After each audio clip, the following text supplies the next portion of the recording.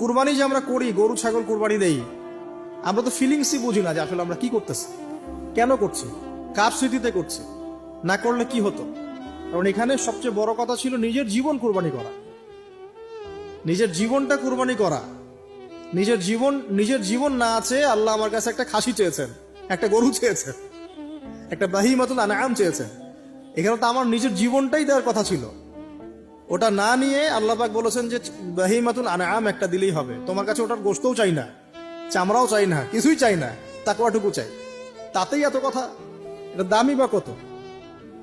10-15 হাজার, বা একটা গরু 50,000, 60,000, 1 লাখ টাকা। 1 লাখ টাকাকে আপনি সন্তানের মূল্য দিয়ে হিসাব করতে পারবেন? তো এখানে মূল জিনিসটাই হচ্ছে আল্লাহ পাকের হুকুম। আল্লাহ পাকের হুকুমই সবচেয়ে বড় কথা। এখানে নেকিটা বড় কথা না, বড় কথাটা কি? আল্লাহর হুকুম। আল্লাহ পাকের হুকুমের পিছনে কি নাকি আছে এটা আমি সংখ্যা